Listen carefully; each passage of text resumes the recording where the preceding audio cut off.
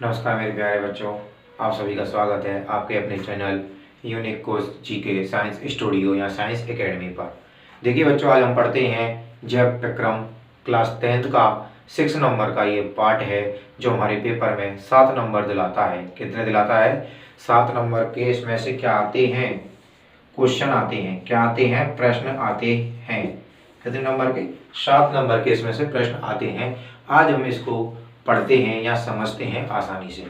देखिए दोस्तों, जैव प्रक्रम, जैव प्रक्रम का मतलब होता है लाइफ। ठीक है दोस्तों, लाइफ यानी कि सजीव एक तरह से। अब देखिए दोस्तों, सजीव किसे कहते हैं? सजीव उसे कहते हैं जिनमें प्राण होते हैं, जो विभिन्न प्रकार की क्रियाएं करते हैं, जैसे श्वास लेना, उत्सर्जन, पाचन, हिलना डुलना, गति करना, एक स्थान से दूसरे स्थान पर जाना। ये क्या कहलाते हैं? ये सजीव के लक्षण हैं। और सजीव किसे कहते हैं? जो एक स्थान से दूसरे स्थान पर जा सकते हैं, जिनमें प्राण होते हैं, जो विभिन्न प्रकार की उपापचय क्रियाएं करते हैं, उसे क्या कहते हैं? सजीव कहते हैं। ठीक है दोस्तों, इसी प्रकार निर्जीव किसे कहते हैं? निर्जीव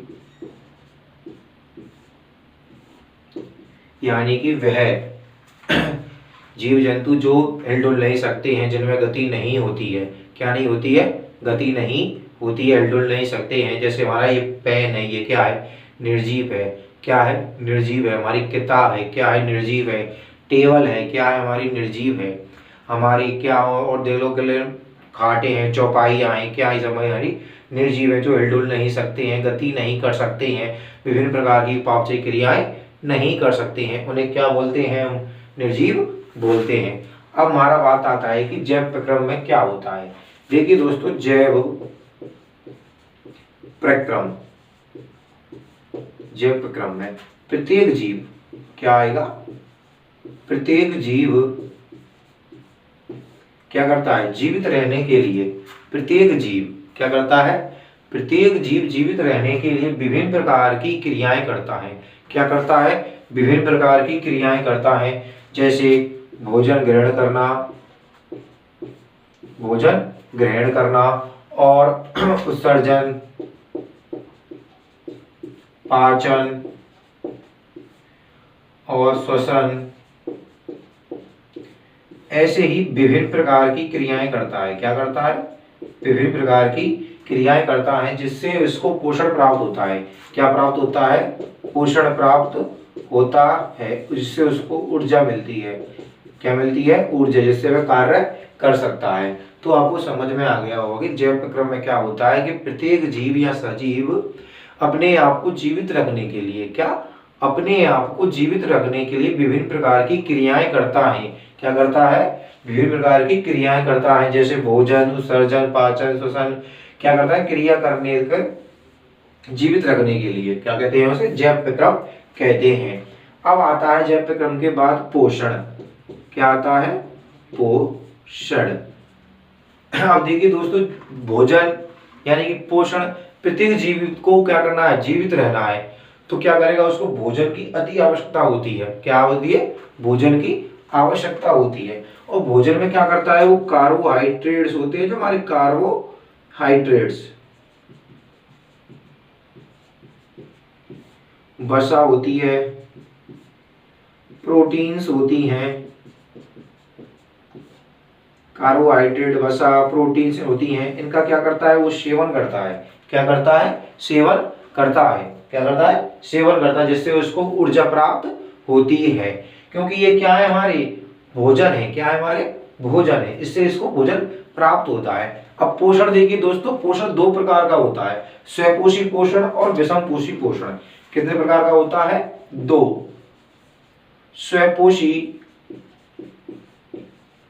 स्वपोषी पोषण और नंबर 2 होता है विषमपोषी पोषण।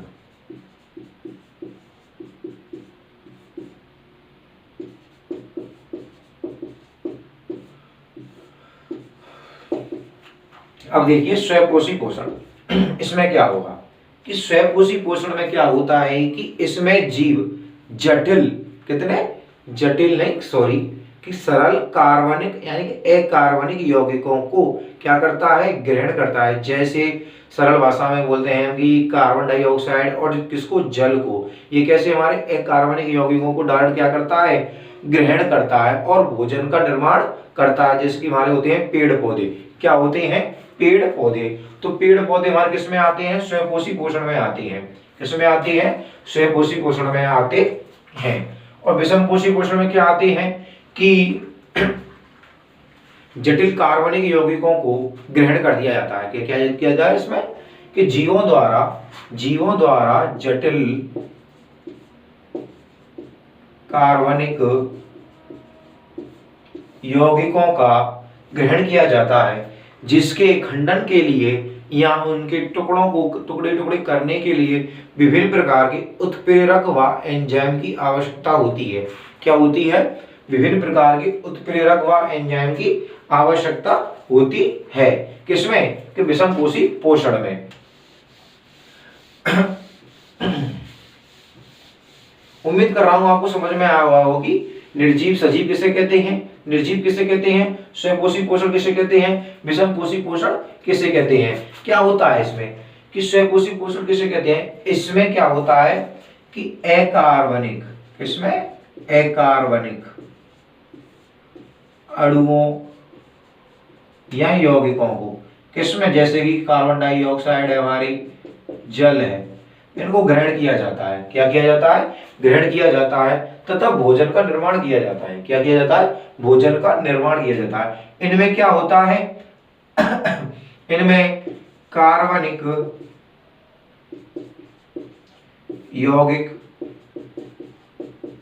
जो हमारे कैसे होते हैं, जटिल होते हैं। कैसे होते हैं, जटिल कार्बनिक यौगिकों का ग्रहण किया जाता है या सेवन किया जाता है, जिनके टुकड़ों करने के लिए, यानी कि जटिल कार्बनिक यौगिकों को छोटे छोटे टुकड़ों में विभाजित करने के लिए छोटे छोटे, कैसे, छोटे छोटे टुकड़ों में, किसमें, छोटे छोटे टुकड़ों में विभाजित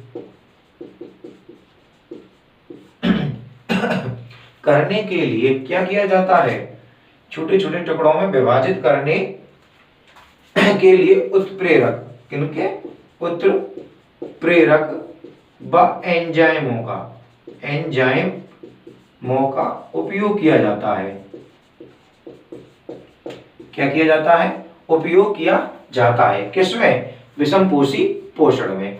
और एक और परिभाषा दे दी है कि स्वयंपोषी जीव किसे कहते हैं या स्वयंपोषी पोषण किसे कहते हैं। स्वयंपोषी जीव में देखिए कि स्वयंपोषी कहते कैसे हैं, स्वयंपोषी जीव किसे कहते हैं और विषमपोषी जीव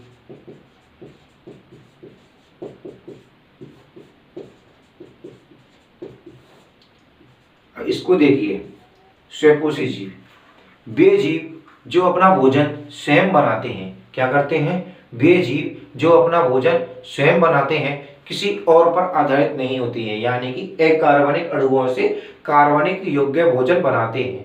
क्या बनाते हैं, कार्बनिक योग्य भोजन बनाते हैं। उन्हें क्या कहते हैं, स्वयंपोषी पोषण कहते हैं, स्वयंपोषी जीव कहते हैं। जैसे सजीव कहते हैं, हमारे पेड़ पौधे होते हैं, कुछ शैवाल होते हैं। क्या होते हैं, हमारे पेड़ पौधे क्या करते हैं, हमारे अकार्बनिक पदार्थों से कार्बनिक पदार्थों का निर्माण करते हैं, जैसे कार्बोहाइड्रेट्स, ग्लूकोज का निर्माण करते हैं। किसका निर्माण करते हैं, ग्लूकोज का निर्माण करते हैं। कौन करते हैं, हमारे स्वयंपोषी जीव करते हैं। अब विषमपोषी जीव यानी जो जीव यानी वह जीव जो अपना भोजन स्वयं नहीं बनाते हैं। क्या नहीं करते हैं, विषमपोषी जीव में कि वह जीव जो अपना भोजन स्वयं नहीं बनाते हैं, परंतु प्रत्यक्ष या परोक्ष रूप से दूसरे पर आधारित होते हैं। किस पर आधारित होते हैं, दूसरों पर आधारित होते हैं, एक तरह से निर्धारित होते हैं कि ये जीव कैसे करते हैं, स्वयंपोषी पोषणों से ही अपना भोजन प्राप्त करते हैं। इसमें पेड़ पौधे आ जाते हैं, जीव जंतु, और इसमें क्या आते हैं, हमारे शैवाल आते हैं। क्या आते हैं, शैवाल आते हैं, जो हमारे क्या बनाते हैं, स्वयंपोषी पोषण यानी कि स्वयंपोषी जीव होते हैं। जैसे कि हमारे पेड़ पौधे हैं, पेड़ पौधे, शैवाल, ये क्या है, हमारे स्वयंपोषी जीव हैं। ये अपना भोजन स्वयं बनाते हैं। क्या करते हैं? ये अपना भोजन स्वयं बनाते हैं। फिर देखिए दोस्तों, विषमपोषी पोषण में क्या होता है कि वह जीव जो अपना भोजन स्वयं नहीं बनाते हैं परंतु परोक्ष या प्रत्यक्ष रूप से किसी अन्य पर आधारित होते हैं, किसी अन्य पर आधारित होते हैं, उन्हें क्या कहते हैं? विषमपोषी पोषण कहते हैं। यह विभिन्न प्रकार के होते हैं, यह विभिन्न प्रकार के होते हैं। जैसे शाकाहारी, कैसे? शाकाहारी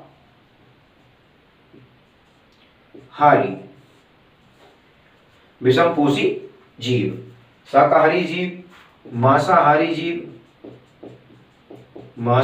जीव और सर्वाहारी जीव और मृतपोषी जीव। हमारा विषमपोषी जीव या विषमपोषी पोषण कैसे प्रकार का होता है? 4 प्रकार का होता है। कि शाकाहारी जीव में क्या आते हैं? हमारे गाय, बकरी, जो हमारे केवल पेड़ पौधे और घासें खाती हैं। क्या खाती हैं? पेड़ पौधे और घास खाती हैं। इसमें क्या आते हैं? शाकाहारी हमारा खरगोश है। ठीक है दोस्तों। अब मांसाहारी, इसमें शेर, चीता, कुत्ता, बिल्ली, जो मांस खाते हैं। क्या खाते हैं? मांस खाते हैं, सॉरी, जो केवल मांस ही मांस खाते हैं। जैसे शेर है, चीता है, क्या है? शेर है, चीता है, लोमड़ी है।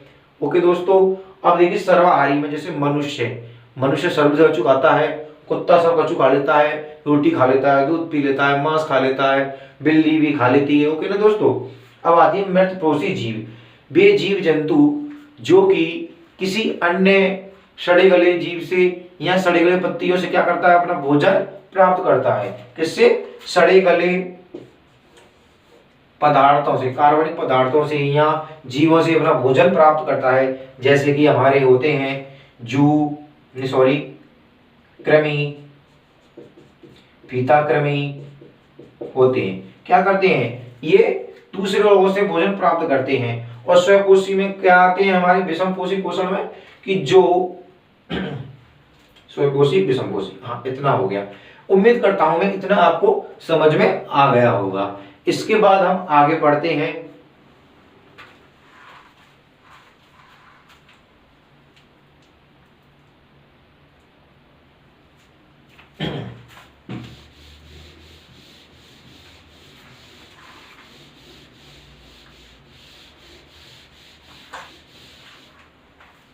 अब देखिए दोस्तों, स्वयंपोषी पोषण का है।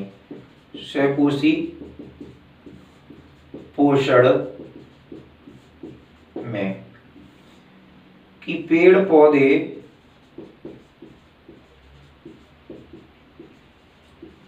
अपना भोजन कैसे बनाते हैं? अपना भोजन कैसे बनाते हैं? ओके दोस्तों, कि पेड़ पौधे अपना भोजन कैसे बनाते हैं, किसमें पढ़ते हैं? स्वयंपोषी पोषण में। देखिए दोस्तों, आपने पता होगा कि पेड़ पौधे वायुमंडल से क्या लेते हैं? CO2 लेते हैं। क्या लेते हैं? CO2 लेते हैं तथा मृदा से लेते हैं H2O। जैसे कि मैं आपको पेड़ में सहायता से दिखाता हूं कि ये हमारा कोई पेड़ है। क्या है हमारा? ये कोई पेड़ है। ओके दोस्तों।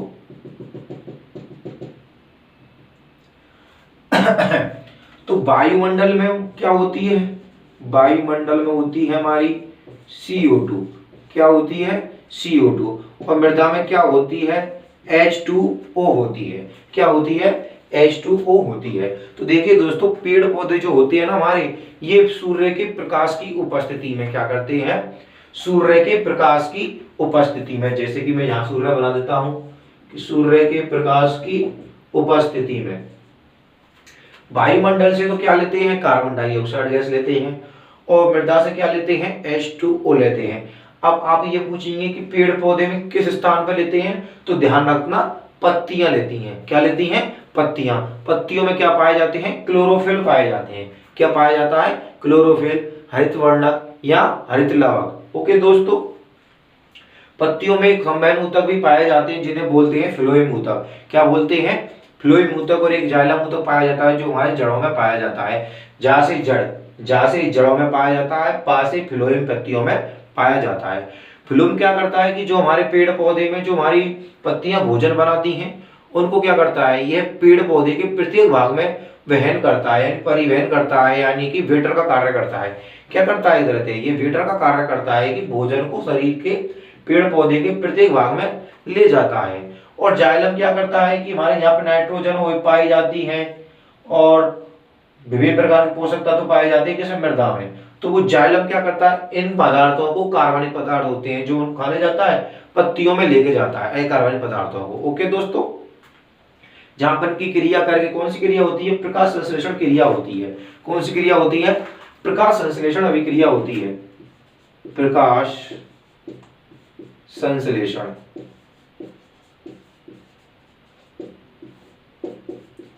क्रिया के द्वारा ही क्या करते हैं, भोजन का निर्माण करते हैं। भोजन का निर्माण करते हैं किसके द्वारा, प्रकाश संश्लेषण क्रिया के द्वारा भोजन निर्माण करते हैं।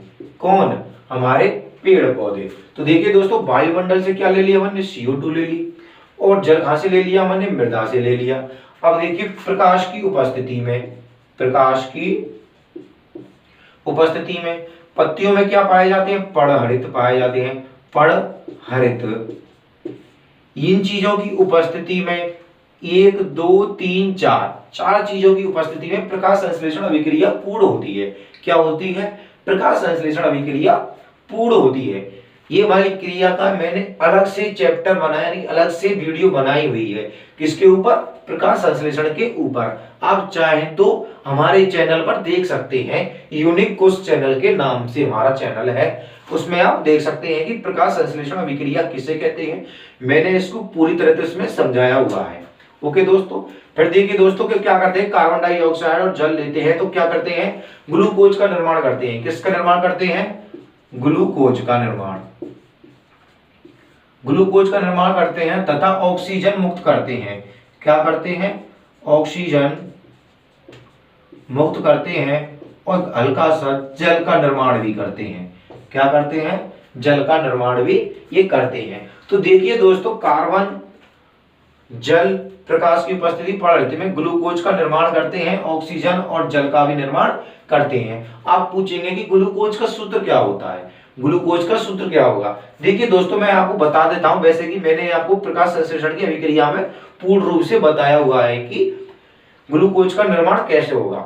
देखिए दोस्तों, एक बार और बता देता हूं मैं आपको कि यहां से मैं ले लेता हूं कार्बन। क्या ले लेता हूं मैं, यहां से ले लेता हूं कार्बन, और यहां से ले लेता हूं मैं हाइड्रोजन। क्या ले लेता हूं, हाइड्रोजन। अब आप पूछोगे कि ऑक्सीजन क्यों नहीं ली, क्योंकि भाई दोनों चीजों में हमको ऑक्सीजन मिल रही है। तो पहले हमने क्या ले लिया, कार्बन ले लिया, यहां से हाइड्रोजन ले लिया, अब लास्ट में जो ऑक्सीजन है उसको हमने यहाँ लिख दिया। कहां पर लिख दिया, यहां पर लिख दिया। तो CHO बन गया। ये क्या बन गया भाई, हमारा CHO बन गया। यानी कि हमारा ग्लूकोज नहीं बना है, पर ये हमारा क्या बन गया, CHO बन गया। पर उस ग्लूकोज बनाने के लिए क्या करते हैं, यहाँ सीधा लिख देते हैं 6 12 6। 6 दूनी का 12 होता है, 12 के आधे होते हैं 6। तो ये क्या होता है, हमारा सूत्र होता है किसका, C6H12O6। ये हमारा ग्लूकोज का सूत्र होता है। इसको ही कार्बोहाइड्रेट बोलते हैं। क्या बोलते हैं, कार्बोहाइड्रेट बोलते हैं। ग्लूकोज लिख ही दिया है मैंने। स्टार्च बोलते हैं, स्टार्च, मंड, इन सारे नामों से ये जाना जाता है। क्या, हमारा ग्लूकोज। अब भाई देखिए, ऑक्सीजन मुक्त होती है। ऑक्सीजन का तो आपको सूत्र याद होगा कि ऑक्सीजन का O2 सूत्र होता है, और जल का H2 होता है। क्या होता है, जल H2O होता है। अब देखिए दोस्तों, ये क्या है, हमारी असंतुलित है। क्या है, ये हमारी असंतुलित है। अब इसको हम क्या करते हैं, संतुलित करते हैं। इधर 6 कार्बन है तो सीधे सीधे यहाँ 6 कार्बन लिख दीजिए। ओके दोस्तों, इधर 12 ऑक्सीजन है तो यहाँ सीधा 12 लिख दो, और यहाँ कितना है 6, तो इधर भी 6 कर दो, और इधर कर दो आप 6 दूनी 12 और 6 दूनी 12। ओके दोस्तों, मैंने क्यों कर दिया है, क्योंकि मुझे ये पहले से आती है। पर आपको अगर ये समझनी है कि ये मैंने कैसे की है, तो आप हमारे चैप्टर 1 की जो रिएक्शन है उनमें मैंने लिखाया है कि संतुलित कैसे किया जाए, संतुलित कैसे करते हैं, संतुलित कैसे करते हैं। चैप्टर 1 यानी कि पार्ट 1 की प्रत्येक इसमें बताया हुआ है। किसमें, वीडियो में कि चैप्टर 1 निकालिए, क्लास 10 चैप्टर 1, उसमें सिखाया मैंने संतुलित कैसे करते हैं, अगर आप पर संतुलित करना नहीं आता होगा। वैसे मेरे को ये सूत्र याद था, पूरी वीडियो याद है, यानी पूरी की पूरी रिएक्शन याद है, तो मैंने आपको केवल इतना बताया है कि 6 दूनी 12 होते हैं, 6 12 6, ये क्या हो गया, मैं ग्लूकोज हो गया, यहाँ 6 आता है यहाँ 12 आता है, यहाँ 6 आएगा, यानी कि ऑक्सीजन पर, और जल में कितना आएगा 6 आएगा। ओके दोस्तों, ये क्या हो गई हमारी प्रकाश संश्लेषण की अभिक्रिया हो गई। अब देखिए दोस्तों, इसमें क्या होता है कि प्रकाश संश्लेषण की अभिक्रिया 3 चरणों में पूर्ण होती है। किसमें होती है? 3 चरणों में पूर्ण होती है। कि कार्बन डाइऑक्साइड कहां से लेते हैं? वायुमंडल से, जल लेते हैं और प्रकाश लेते हैं। ओके दोस्तों, इसके बाद देखिए दोस्तों कि पेड़ पौधों की जो पत्तियां होती हैं, इनमें रंध्र पाए जाते हैं। क्या पाए जाते हैं? रंध्र पाए जाते हैं, जो क्या करते हैं, हमारे गैसों का आदान प्रदान करते हैं। क्या करते हैं? गैसों का आदान प्रदान करते हैं। जैसे हमारे कार्बन डाइऑक्साइड को लेते हैं, CO और O2 को छोड़ते हैं। कौन करते हैं? रंध्र करते हैं। इसी प्रकार रंध्र ही क्या करते हैं? पेड़ पौधों की, यानी पेड़ों में या पत्तियों में जल की अधिक मात्रा हो जाती है। क्या होती है? जल की अधिक मात्रा हो जाती है, तो उसे बाष्पोत्सर्जन की क्रिया, बाष्पोत्सर्जन के द्वारा क्या करते हैं? बाहर निष्कासित करते हैं। क्या करते हैं? बाहर निष्कासित करते हैं। क्या? रंध्र। ध्यान रखना कि रंध्र पत्तियों पर अनेक सूक्ष्म छिद्रों के रूप में पाए जाते हैं। कि रंध्र कहाँ पाए जाते हैं? पत्तियों पर अनेक सूक्ष्म छिद्र के रूप में पाए जाते हैं, जो क्या करते हैं? इनका कार्य क्या होता है? इनका कार्य होता है कि गैसों का आदान प्रदान करना, कि CO2 लेना और O2 देना, यानी CO2 को लेते हैं और O2 को देते हैं। तथा जब जल में या तथा पौधों में, किसमें? पौधों में जल की मात्रा अधिक हो जाती है, यानी जल की मात्रा अधिक होने पर क्या करते हैं? ये वाष्पोत्सर्जन की क्रिया करते हैं, और वाष्पोत्सर्जन क्रिया हमारे प्रकाश की उपस्थिति में ही होगी भाई। ऐसा तो नहीं रात को होगी, क्योंकि प्रकाश की गर्म करने के लिए जब तोड़ेगा ना वाष्प के रूप में, तो वाष्पोत्सर्जन क्रिया के द्वारा क्या करते हैं? रंध्र वायुमंडल में अपना जल निष्कासित कर देते हैं। फिर देखिए दोस्तों, रंध्र के एक टॉपिक और बता देता हूं मैं, कि वैसे तो वो आगे आ जाएगा श्वसन में, कि पेड़ पौधों में श्वसन में बता दूंगा, उसको कोई बात नहीं। चलो अब देखिए दोस्तों, इसके बाद आता है हमारा टॉपिक कि जीवों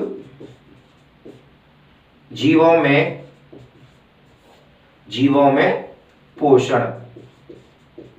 भाई ये तो पढ़ लिया हमने, किसमें? ये वाला पढ़ा हमने स्वपोषी पोषण, यानी कि पेड़ पौधों में पोषण होता है, पेड़ पौधों में। अब पढ़ेंगे हम जीवों में पोषण। इसका आप स्क्रीनशॉट लेना चाहते हैं तो ले लीजिए, वैसे तो मैंने आपको एक एक चीज समझा दी है।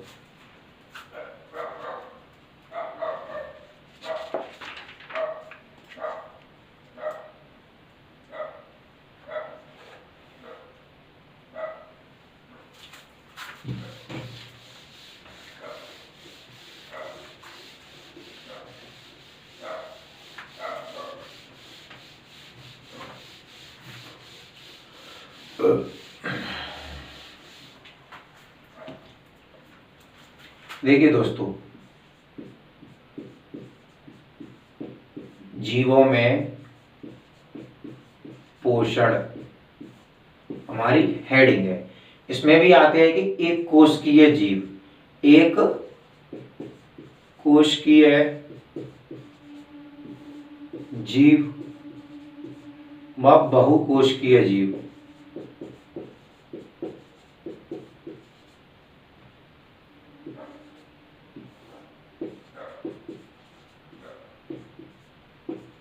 ओके दोस्तों, एक कोशिकीय जीव क्या होते हैं? जिनका संपूर्ण शरीर केवल एक ही कोशिका से बना होता है। क्या होता है? जिनका संपूर्ण शरीर एक ही कोशिका से बना होता है, उन्हें एक कोशिकीय जीव कहते हैं। जैसे हमारा एग्जाम्पल आता है अमीबा। क्या आता है? अमीबा। मुझे लगता है आप सभी ने इसका नाम सुन रखा होगा, क्योंकि ये ऐसा चीज है जो हमारी कक्षा 6, 5, 4 और 7, 8, 9 में आ चुका है हमारा। तो क्या होता है हमारा? ये एक कोशिकीय जीव होता है। इसका संपूर्ण शरीर एक कोशिका से बना होता है, यानी कि एक सेल से। किससे बना होता है? एक सेल से बना होता है, यानी एक कोशिका से बना होता है। जब जैसे कि हमारा ये अमीबा हो गया दोस्तों, देखिए क्या हो गया, हमारा अमीबा हो गया। ओके दोस्तों, और कोई हमारा ये भोजन कण है, क्या ये हमारा भोजन कण है। तो देखो दोस्तों ये क्या करेगा, इसके चारों ओर लपेट लेता है। किसको लपेट लेता है, अमीबा अपने आप को चारों ओर से लपेट लेता है। देखिए जैसे कि ये हमारा भोजन कण हो गया, तो ये अमीबा इसको चारों ओर से लपेट लेता है। क्या कर लेता है, लपेट लेता है, अंदर ले लेता है, और एक खाद्य रितिका बना लेता है। कहां पर बना लेता है, खाद्य रितिका बना लेता है। ठीक है दोस्तों, जिसमें इसका पाचन होता है। क्या होता है, पाचन होता है, और पोषक तत्वों को ग्रहण कर लेता है। क्या कर लेता है, ग्रहण कर लेता है, तथा अपशिष्ट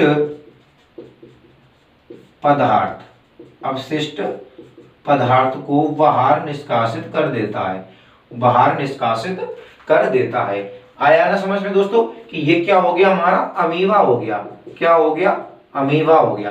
कि देखिए दोस्तों, जब कोई अमीबा, एक कोशिकीय अमीबा खाद्य कण के नजदीक आता है, तो वह एक दरार बनाने का कोशिश करता है। कि क्या करता है, इसको चारों ओर से लपेट लेता है, यहाँ से फाड़ कर क्या कर लेता है, अपने आप को फाड़ लेता है, और यहाँ से क्या कर लेता है, इसको चारों ओर से लपेट लेता है, और एक खाद्य रितिका का निर्माण कर लेता है। ये क्या हो गई, हमारी खाद्य रितिका हो गई। इसमें क्या होगा कि इसमें पाचन क्रिया होगी, और इसमें से पोषक तत्वों को तो ग्रहण कर लेगा, और अवशिष्ट पदार्थों को बाहर निष्कासित कर देता है। उम्मीद करता हूं कि आप में एक कोशिकीय अमीबा में पाचन समझ में आ गया होगा।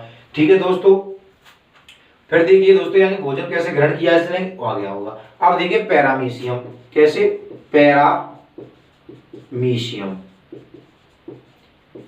क्या है, यह भी एक कोशिकीय जीव है। क्या है, एक कोशिकीय जीव है, परंतु इसमें खाद्य रितिका नहीं बनती है। क्या नहीं बनती है, खाद्य रितिका नहीं बनती है, यानी कि चारों ओर से नहीं लपेटता है, चारों ओर से नहीं लपेटता है। देखिए दोस्तों, पैरामीशियम का हमारा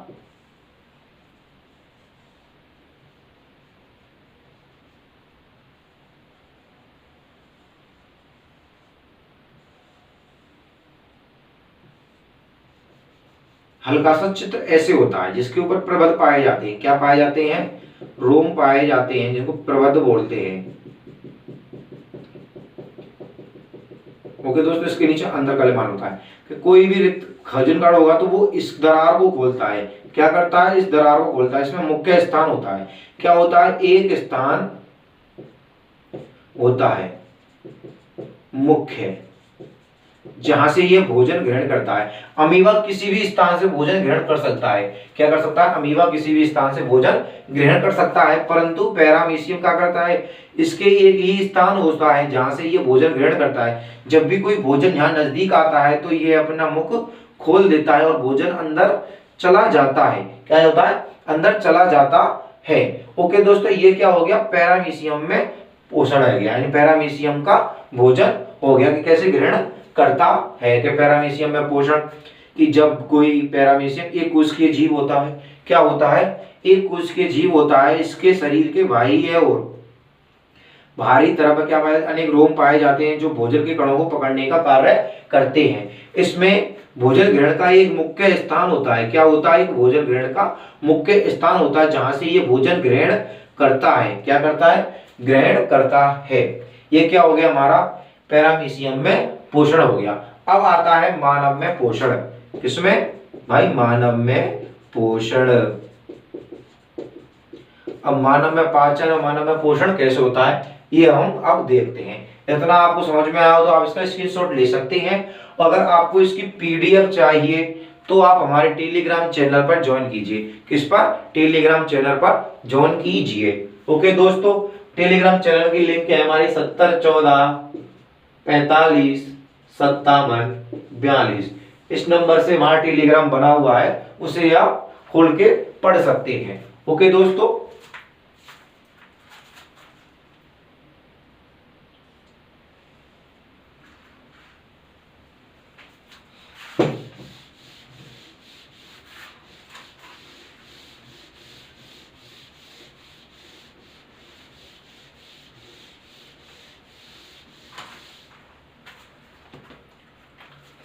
अब देखिए दोस्तों, मानव में पोषण, मानव पोषण में विभिन्न अंग होते हैं। क्या होते हैं? विभिन्न तंत्र या अंग होते हैं।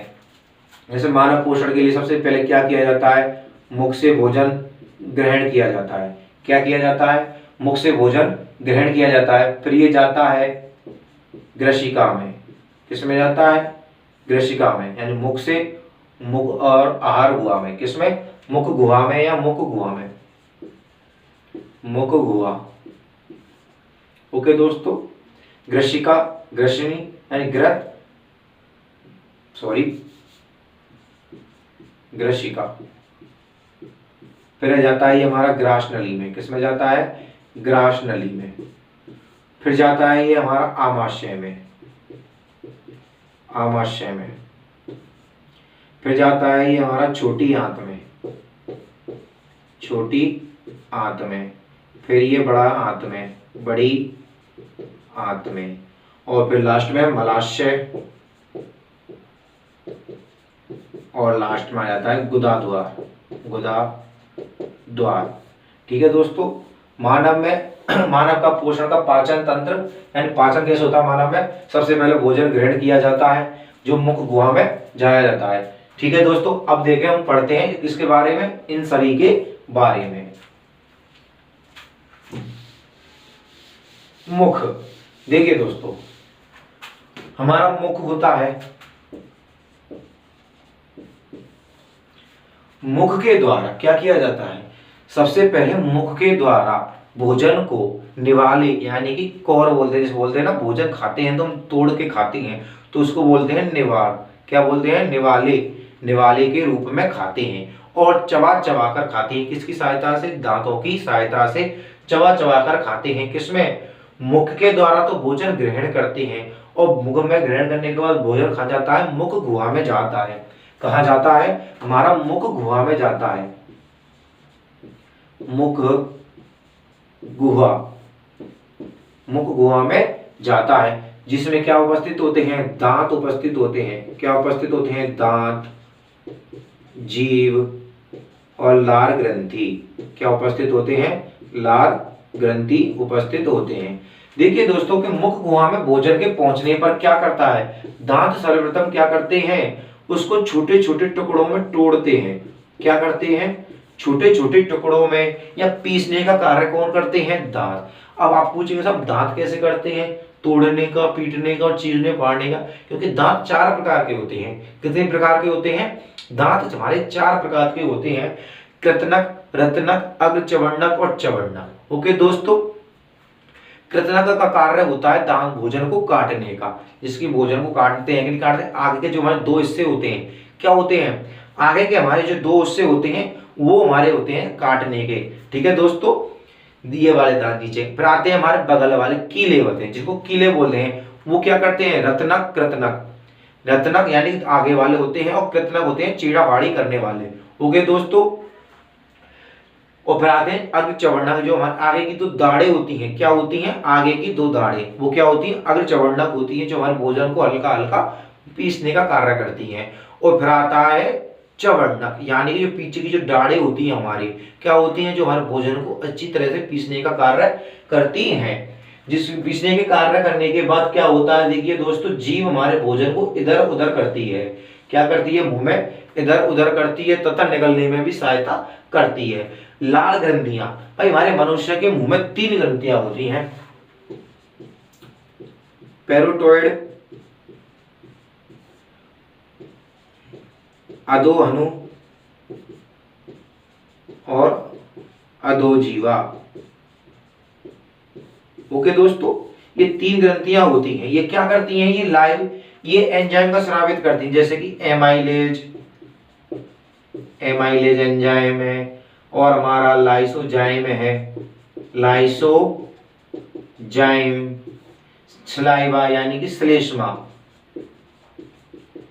श्लेष्मा ये एंजाइम नहीं है, ये 2 एंजाइम है।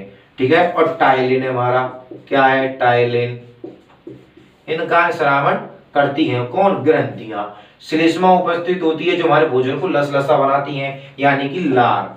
क्या? लार हमारे भोजन को लसलसा बनाती है, जो हमारे मुख के द्वारा क्या होता है, आमाशय तक आसानी से पहुंच जाता है। इतना होने के बाद क्या होता है, जब हमारा भोजन लसलसा हो जाता है, एक बात और ध्यान रखना, हमारा हल्का अम्लीय हो जाता है। लार कैसी होती है? हल्की सी खट्टी होती है। क्या होती है? हल्की सी खट्टी होती है। जब हमारा भोजन क्या हो जाता है, लसलसा हो जाता है, तो जीभ इसको पीछे ढकेलने का कार्य करती है, जिससे यह कहा जाता है ग्रसिका में जाता है। कहा जाता है? ग्रसिका में जाता है। ग्रसिका में जाने के बाद फिर जाता है ग्रास नली में। कहा जाता है ये? ग्रास नली में, जिसमें किसी भी प्रकार का पाचन नहीं होता। और ध्यान रखना कि मानव में पोषण यानी मानव में भोजन का पाचन मुख से प्रारंभ हो जाता है। कहां से प्रारंभ हो जाता है? मुख से प्रारंभ हो जाता है, क्योंकि इसमें ग्रंथियां मिल जाती हैं। ग्रंथियों से एंजाइम मिलते हैं जो इसको क्या करते हैं, लसलसा बनाते हैं। पाचन एंजाइम प्रारंभ हो जाता है कहां से? हमारा मुख से। और फिर ध्यान दीजिए दोस्तों, ग्रसिका। ग्रसिका यानी ग्रसिका के बाद ही ग्रंथि में जाता है ग्रास नली में। किस? ग्रास नली में जाता है। ग्रास नली की लंबाई होती है 25 सेंटीमीटर। कितनी होती है? 25 सेंटीमीटर ग्रास नली की लंबाई होती है। क्या होती है?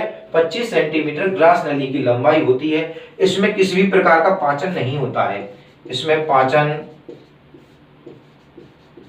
नहीं होता है। किसमें? ग्रसिका ग्रास नली में। केवल इसमें गति होती है। क्या होती है? केवल इसमें गति होती है, और उस गति का नाम है क्रमाकुंचन गति। क्रमाकुंचन गति। अब आप बोलेंगे क्रमाकुंचन गति क्या होती है? भाई हमारे भोजन में क्या करती है, ये भोजन को हल्का हल्का भेजती है।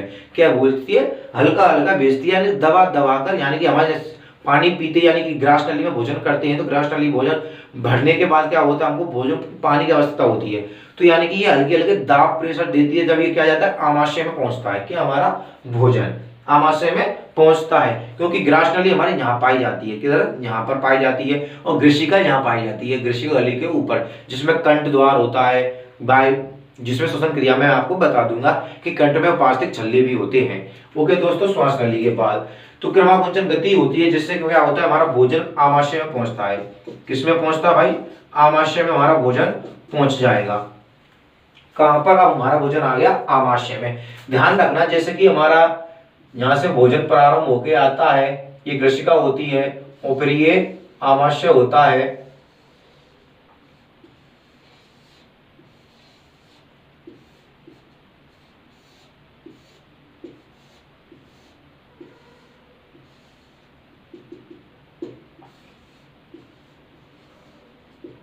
ओके दोस्तों, ये देखिए आमाशय, ये क्या है? हमारा आमाशय है।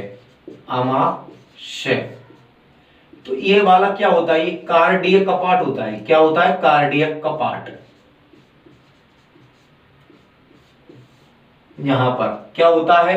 इस जगह पर कार्डियक कपाट होता है, जिसमें क्या होता है, भोजन ग्रास नली का आकार से क्या होता है, आमाशय में आ तो जाता है, परंतु ऊपर नहीं जाता, यानी वापस ग्रसिका में नहीं जाता है। किसके कारण? कार्डियक कपाट के कारण क्या नहीं जाता है, ऊपर नहीं जाता है। अब जब भोजन आमाशय में आ जाता है, तो आमाशय में हाइड्रोक्लोरिक अम्ल होता है। क्या होता है? हाइड्रोक्लोरिक अम्ल होता है, HCl अम्ल होता है। क्या होता है? HCl अम्ल होता है, जो भोजन को अम्लीय बनाता है। क्या करता है? यहां पर भोजन क्या करता है? HCl अम्ल भोजन को अम्लीय बनाता है, तथा भोजन के साथ आए हुए जीवाणुओं को नष्ट करता है। क्या करता है? नष्ट करता है। किसके साथ आए हुए जीवाणुओं को? भोजन के साथ आए हुए जीवाणुओं को नष्ट करता है। कौन? HCl अम्ल करता है। ठीक है दोस्तों, आमाशय में क्या पाई जाती हैं? जठर ग्रंथियां पाई जाती हैं। क्या पाई जाती हैं? जठर ग्रंथियां। आमाशय में जठर ग्रंथियां पाई जाती हैं, जिससे क्या स्रावित होते हैं? जिससे पेप्सिन तथा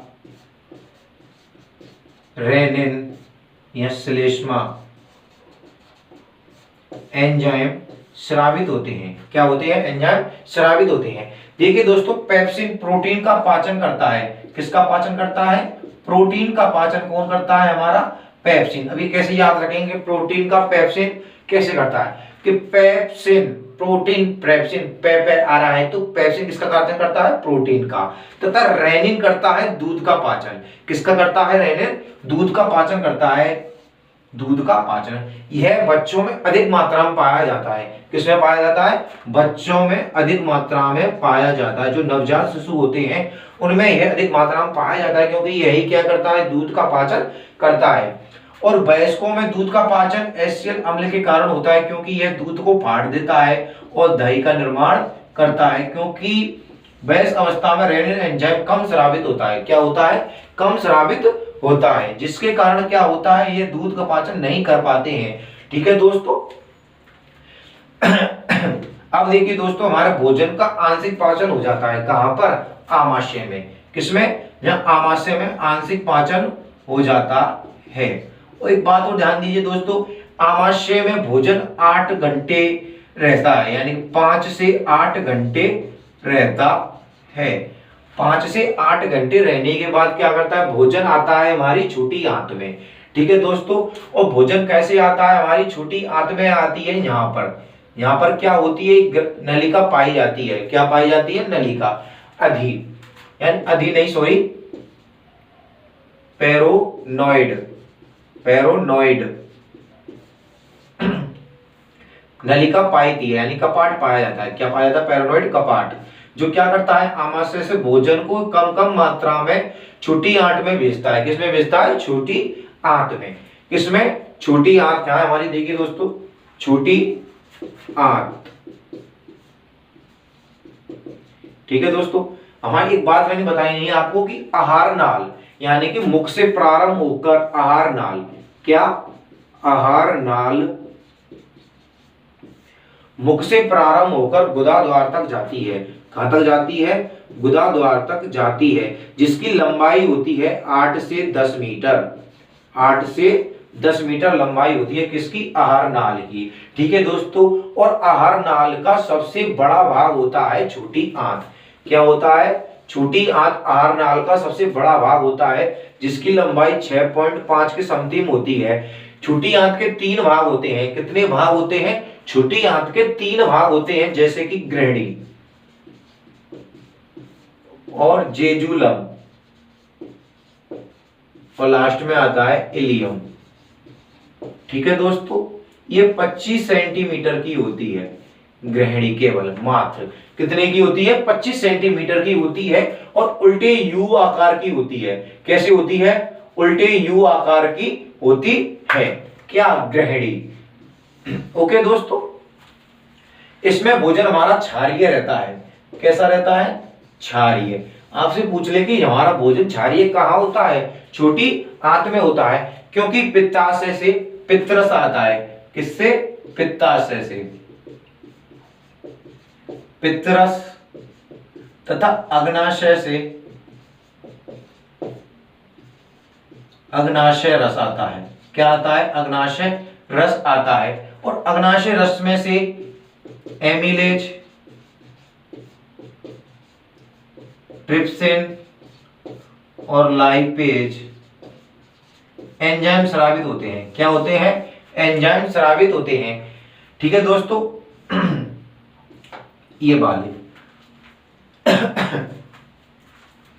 और देखिए दोस्तों, एमिलेज, ट्रिप्सिन, लाइपेज एंजाइम स्रावित होते हैं। किससे?